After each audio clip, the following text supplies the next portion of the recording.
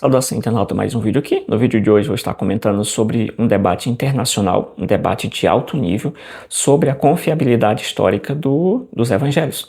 Esse debate ocorreu entre um apologeta católico, esse aqui, Tim Yates, um cara excepcional, especialista em patrística, né, ali da história, os pais da igreja, né, contra o Bart Ehrman, que é um especialista ali em cristianismo primitivo, um dos grandes críticos hoje do cristianismo, né, digamos assim, um dos maiores, e que já debateu ali com Daniel Wallace, uns debates muito conhecidos ali em 2016, 2012, 2016.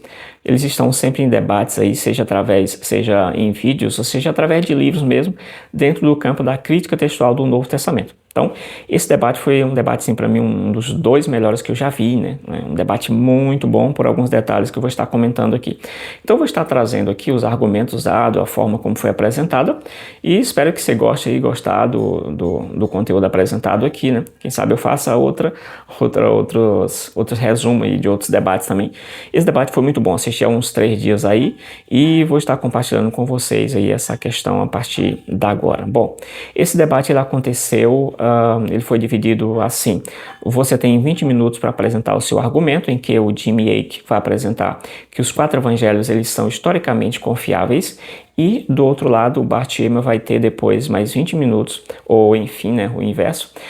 O oponente vai ter aí 20 minutos para apresentar o seu ponto contrário. No caso do Tim Yates, ele vai apresentar que os evangelhos são confiáveis, e no caso do Bart Ehrman vai apresentar que esses evangelhos eles não são confiáveis necessariamente, tá? O debate funcionou dessa forma, então 20 minutos para apresentar a sua tese, o outro adversário teria 20 minutos depois aí você tem 10 minutos para contrapor, cada um tem 10 minutos para contrapor aquilo que o seu oponente colocou nos 20 minutos, e aí depois você tem mais 10 minutos para fazer exatamente a pergunta diretamente um para o outro, né? Depois de 30 minutos cada um, né? É que você vai ter esse embate 1 a 1. Então, nesses 10 minutos, você vai perguntar diretamente um ao outro ali, numa espécie de diálogo mesmo, uma conversa ali. E essa parte foi uma parte, assim, extremamente interessante do debate, porque houve, assim, um respeito extremo, não tinha bate-boca, não tinha nada de xingar os outros, não, era uma conversa assim mesmo, um diálogo extremamente interessante, em que um passava para o outro, um perguntava rapidamente, outro dizia, tá, eu não quero te interromper, continua, depois aí, um negócio extremamente que raramente você encontra aqui, debate semelhante a esse, né? Bom, então vamos lá, o Bart Ehrman vai começar o debate, né? Foi dada a palavra ali para o Bart Ehrman, que recentemente parece que ele se aposentou dos debates. Eu assisti a última palestra dele também, ele fazendo ali o adeus aos debates ali na Carolina do Norte, na Universidade de Carolina do Norte, né? Então, é isso. Vamos lá para o debate. O Bart Ehrman vai ser o primeiro a fazer a sua fala concernente aos pontos que ele acredita, e ele vai exatamente fazer aquele quebra-gelo, né, dizendo, quantos aqui são católicos? Aí, plateia levanta a mão, ele vai dizer, com certeza vocês estão aqui, ou então, quantos de vocês estão aqui querendo que eu seja massacrado, né, como a plateia ali é composta em maioria de católicos, em cristãos, enfim, e ele vai fazer esse quebra-gelo ali. E então ele vai apresentar nos seus slides as primeiras alegações, que é sobre a ideia se os evangelhos são confiáveis. Ele pergunta, são totalmente confiáveis? São parcialmente confiáveis ou são nada confiáveis? Ele vai fazer algumas perguntas ali em relação ao público. O que ele quer dizer com essa questão de confiável ou não? Lembrando que essa ideia de confiável historicamente não envolve ser confiável do ponto de vista teológico, né? Aquela parte da fé, nada disso. É historicamente se é um documento confiável ou não, os 4 evangelhos ali, né, do Novo Testamento. E ele vai dizer exatamente, vai recorrer àquela base, se eles são confiáveis ou não, né, essa é a parte. E quando a gente fala de confiável ou não, o que ele está dizendo aqui? Ele argumenta o seguinte: quando os evangelhos dizem que algo aconteceu, aquilo realmente aconteceu, historicamente? Ou quando os evangelhos dizem que Jesus fez alguma coisa, Jesus realmente fez aquilo? Ou, semelhantemente, quando os evangelhos dizem que Jesus falou alguma coisa, aquilo foi Jesus falou ou não? Lembrando que nesse ponto aqui, o Bart Ehrman escreveu aquele livro, O que Jesus disse, o que Jesus não disse, quem mudou a Bíblia e por quê, que é um livro que eu tenho aqui. Já contei um pouco da minha história concernente esse livro aí. Então, o Bart Ehrman, hoje um um agnóstico, um ateu, enfim, alguém já nesse nível, assim, não é alguém mais do ponto de vista cristão. Eu vou tentar deixar aqui esse link aqui, onde eu comento um pouquinho sobre como ele deixou a fé, o versículo que fez com que o Bart Ehrman abandonasse a fé, né? Bom, o texto, na verdade. E aí o Bart Ehrman vai nessa vibe aí da questão da historicidade dos evangelhos, sim ou não. E aí ele vai exatamente entrar em três divisões. As questões dele eu vou repousar sobre três divisões, que são exatamente o quê? O nascimento de Jesus. Tá? Então, dentro do nascimento de Jesus, o Bart Ehrman vai pegar ali os pontos de divergência que você tem. Por exemplo, sobre o nascimento de Jesus. Então, o que você tem sobre o nascimento de Jesus? Né? E aí outro ponto que ele vai discorrer exatamente sobre a ressurreição de Jesus e, por último, os ensinamentos de Jesus. Então, ele vai buscar as contradições dentro desses pontos específicos aqui. Esses três pontos, exatamente, são os pontos que o Bart Ehrman vai discorrer nesse debate, que são pontos já conhecidos por aqueles que acompanham esse trabalho de debate, o Bart Ehrman, enfim, essas questões. Bom, na questão do nascimento, ele vai dizer que o nascimento virginal, tal, você não tem pontos externos, né? Você tem ali exatamente pontos, só fontes externas você não tem. Então as fontes que você tem seriam Mateus e Lucas. Ele vai argumentar dentro dessa questão que muitos pontos ali do nascimento de Jesus você não vai ter essa ideia aí de fontes externas. O que você vai ter são fontes que são fontes internas, né? A fonte de dois evangelistas. Outro ponto que ele vai argumentar dentro disso é que basicamente você tem 25 livros do Novo Testamento que não fala desse nascimento virginal de Jesus. Então, é um argumento forte aí. Ele vai argumentar também sobre a ideia de Belém e Nazaré, essas cidades que Jesus vai e envolve aquela questão de que foi para o Egito, voltou, foi para Nazaré e tal. Nasceu em Belém. Toda essa parte ele vai argumentar ali em contrário da dificuldade que você tem em termos de quilômetro para que Jesus fosse de uma cidade para outra, voltasse, e censo e tudo isso, né? Então você tem ali algumas dificuldades apresentadas pelo Bart Ehrman, né? Outro ponto sobre o nascimento, sobre a estrela que para ali sobre uma casa, né? Ela está pairando sobre uma casa, ele é parada sobre uma casa, que ele vai dizer que isso necessariamente não era uma estrela e que você não teria necessariamente comprovação de que isso teria acontecido do ponto de vista histórico. Outro elemento principal sobre a morte dos inocentes, né? Que aconteceu ali. Também que você não tem fontes antigas sobre essa morte ali. Outro ponto também que ele traz exatamente sobre o censo, que é um censo, digamos, mundial, né? Ele vai argumentar que aquele mundial ali com certeza é algo restrito, bem restrito ao Império Romano. Porém, entretanto, todavia, ele vai dizer que você não teria registros robustos sobre essa questão. Outra ideia que ele vai argumentar, já passando para a parte de ressurreição, né? E aí ele vai pegar como é que os discípulos souberam dessa ressurreição. O Evangelho fala que as mulheres não disseram nada, e aí para isso ele vai finalizar ali em Marcos capítulo 16, versículo 8, né? Que as mulheres finalizam o Evangelho, ali dada aquela questão da crítica textual, que envolve ali o final de Marcos, né? Aquele final longo que vai do versículo 9 ao versículo 20, lá do capítulo 16. Então ele vai considerar o evangelho até o versículo 8. E no evangelho de Marcos, as mulheres terminam caladas, né? E pronto, o evangelho termina ali no versículo 8. Então essa é uma das argumentação. Outro ponto que ele vai listar é exatamente para onde foram os discípulos depois dali, né? Que um evangelho diz uma coisa, outro evangelho diz outra. Então ele vai entrar nesse ponto mais prático que, se você não conhece bem os evangelhos, você vai ter alguma dificuldade ali para explicar esse ponto de vista. E aí, depois dessa parte, né? Ele vai entrar exatamente para o que Jesus disse sobre si, né? Aí ele vai entrar ali sobre que Mateus, Marcos e Lucas não vão colocar Jesus como um ser divino, né? Aquele que Deus, alguém que desceu do céu, alguma coisa assim. E esse exatamente vai ser um ponto de discordância ali na argumentação que ele faz. Quando você vai para João, que João também estou estudando João agora, né? Listando ali os títulos, os títulos que são atribuídos a Jesus, você vai ver que João já de cara coloca Jesus como sendo Deus, né? Estava com Deus e era Deus. E aí vai colocar outros títulos divinos rapidamente ali, como por exemplo o Filho de Deus. Então se argumentar, não, ele não é Deus, mas como ele é Filho de Deus, ele não é Deus, né? Então é a argumentação que alguns usam nesse ponto que não faz o menor sentido. Então esses são os pontos que o Bart Ehrman vai explorar nesse debate, o debate de mais de 2 horas, né? Então ali eu tive que passar pelo menos ali muito mais de 2 horas, porque pegando detalhe, fazendo ali observações, o que seria interessante no debate, o que não seria.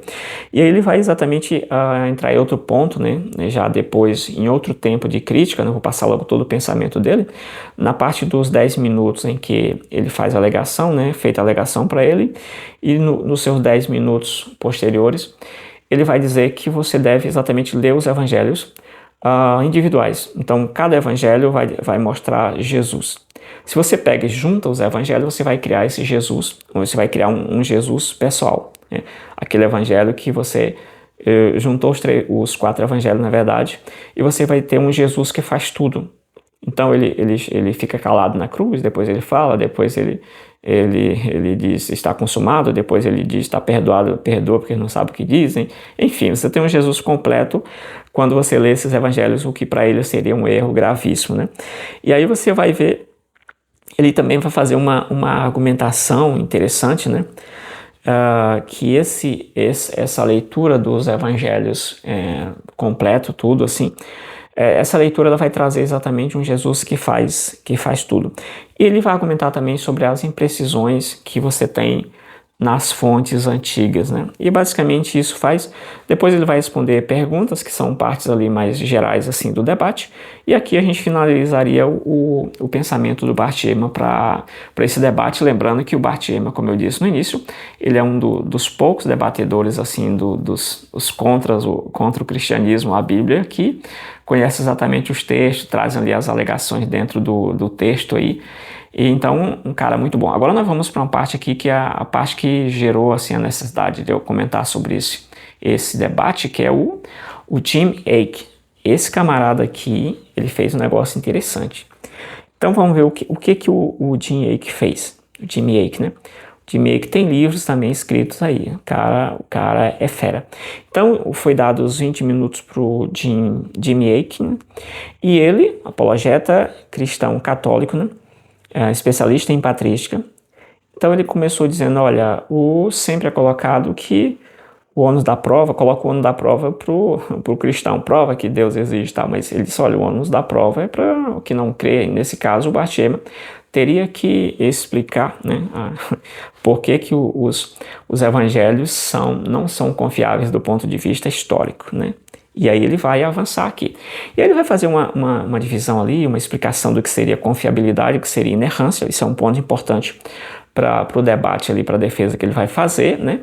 Ele vai falar que os documentos, os evangelhos, eles têm pelo menos 3 tipos de afirmação. Então tem afirmações principais, tem afirmações intermediárias e tem afirmações, essas afirmações intermediárias são afirmações importantes, porém não são as principais. E as afirmações intermediárias, exatamente aquelas que envolvem, né, ali os intermediários são aquilo que é importante, mas não são principais, e as secundárias são afirmações pormenores, né, detalhes ali que ele coloca dentro das afirmações secundárias, e esse aqui é um ponto extremamente importante.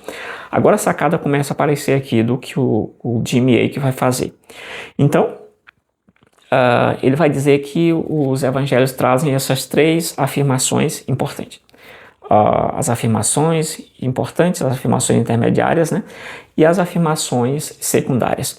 Dentro disso aqui, ele vai fazer um negócio extremamente interessante. O que ele vai fazer nesse debate, para mim, na minha avaliação, para vencer esse debate?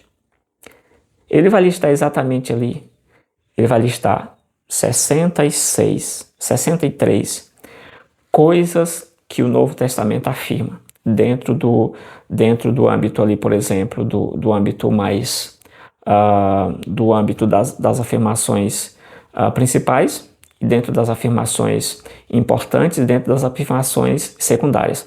Então ele vai listar 66 afirmações que o Bart Ehrman, que os evangelhos fazem, que o Bart Ehrman concorda. Né? Por exemplo, Jesus existiu, Jesus era judeu, Jesus tinha tantos discípulos, Jesus morreu na cruz, Jesus fez isso, aconteceu. Ele vai listando aqui 63 pontos em que o Bart Ehrman concorda. Ele vai mostrando no slide. Isso aqui os evangelhos afirmam. Isso, e ele vai mostrando no outro, ele vai criar aqui tipo isso, né? Uma tabela que ele diz, os evangelhos afirmam isso. Aqui o Bart Ehrman afirma isso aqui, que essa parte que o Evangelho diz é verdadeira. Então, quando ele termina de fazer essa alegação aqui, meu amigo, e ele vai perguntar ao Bart Ehrman, você confirma, concorda com isso, né? Ele lê as obras de Bart Ehrman e vai chegar exatamente nessa conclusão que o Bart Ehrman já fez, né? O Bart Ehrman afirma, concorda com todos aqueles pontos que ele já listou. Yes, the things Jamie said that I said are right. I mean, that's right.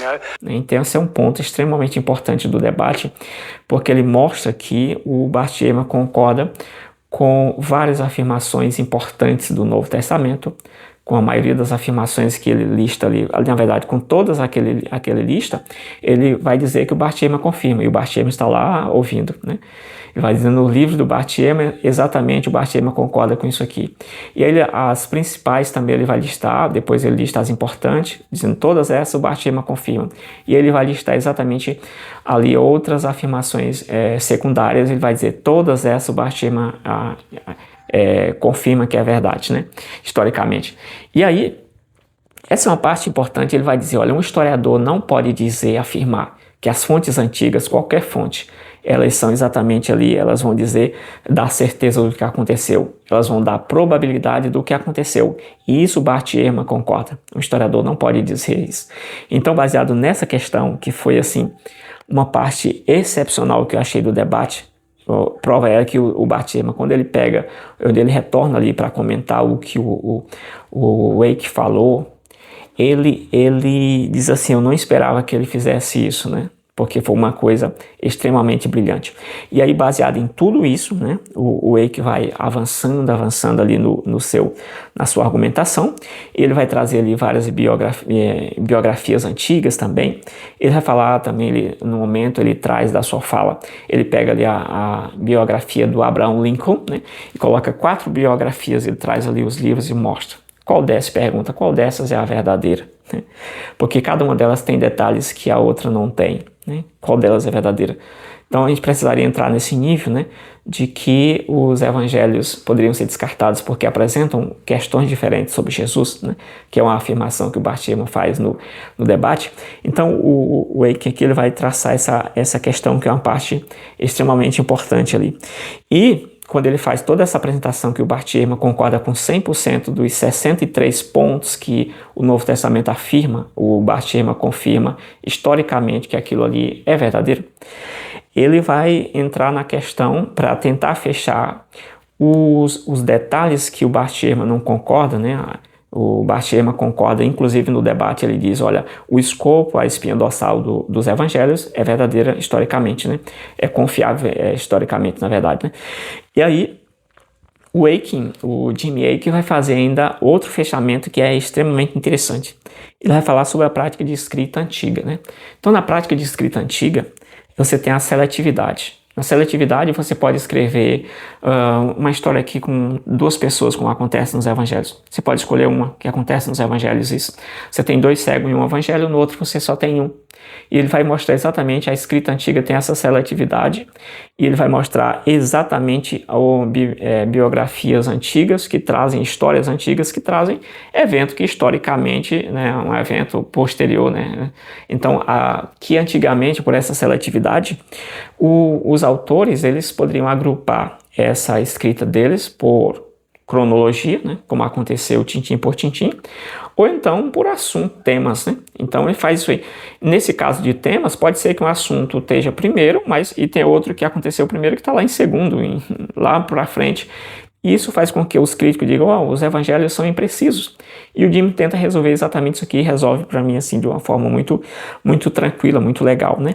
Outra questão que, além da seletividade, que ele fala da escrita antiga, vai dando vários exemplos ali, é sobre a paráfrase. E dentro da paráfrase, né, o Bart, ele pergunta ao Bart, você acha que as paráfrases, elas se constituem, por exemplo, uma contradição? E o Bart me para um pouquinho e disse, não se constitui uma contradição, né? Então você tem essa questão, né? Ou seja, na seletividade você tem os autores, eles escolhem o que eles querem colocar. O que eles querem colocar da história de alguém. Essa é a parte da seletividade que terminei falando. O que eu vou colocar sobre esse autor, sobre essa personagem? O autor, ele escolhe o que ele quer. né? Se você quiser colocar 2 ou 3 coisas aí, pular um monte de coisa, vai fazer isso na seletividade. Na paráfrase, você tem histórias do Novo Testamento que tem detalhes diferentes, né? Ele vai dizer que muitas dessas questões, dos pormenores, que não são as partes importantes, que são historicamente não confiáveis, né? Ele já consegue levar o Bart Ehrman exatamente para a ideia de que as partes importantes do Novo Testamento são historicamente confiáveis, as partes importantes, né? As partes muito importantes são confiáveis, as partes importantes são confiáveis, e o Novo Testamento pecaria, não seria, seria pouco confiável exatamente nas partes secundárias ou nos detalhes. E aqui você entra exatamente uma questão importante, que é a seguinte, né? Então você tem as paráfrases. Nas paráfrases que o Bart Ehrman já considerou que não considera, né? Ele não considerou ali no debate como sendo contradição, que você fala uma coisa com palavras diferentes, né? E aí o Jimmy Akin vai dar vários exemplos sobre essa situação, né?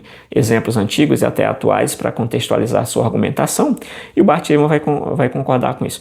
Aqui na questão da sequência de escrita, que é uma parte que eu já iniciei na seletividade, o autor pode muito bem colocar um assunto que aconteceu primeiro, colocar em segundo e vice-versa. Isso não se constitui uma contradição, né? Isso constitui uma técnica de escrita, uma prática de escrita antiga, né? E até moderno também, autores fazem isso também, pode acontecer, mas aqui o Jimmy Akin está argumentando sobre essa prática de mudar, de trocar de fazer uma seleção concernente. Quais são os assuntos que eu vou colocar primeiro? O que eu vou colocar primeiro aqui? O que eu coloco depois?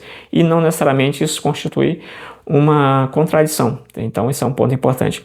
Outro ponto aqui para fechar essa parte da argumentação do Jimmy Akin são os níveis de aproximação. No nível de aproximação, o escritor ele pode ser extremamente preciso. Ele dá um exemplo de um personagem, né? Esqueci aqui agora o nome, deixa eu ver. Vou tentar deixar para você, em que esse é um personagem, diz assim, alguém pergunta lá, é uma série que tem no YouTube, né? Esqueci o nome dele aqui, mas Doutor alguma coisa, enfim. Alguém pergunta assim, quando que nós iremos chegar no Sol, em outro planeta, enfim. Aí alguém diz assim, daqui a 2 horas, ou em 2 horas. Só que o outro responde do lado, não, chegaremos lá em 1 hora, 59 minutos e não sei quantos milésimos e tal e tal. Ou seja, aqui você tem uma afirmação geral, a ideia geral. Chegaremos em 2 horas. Aqui você tem uma afirmação imprecisa. Aliás, uma afirmação precisa. Nesse caso, podemos dizer que esse está errado ou que aquele outro está errado. Quem está errado? Um dos dois.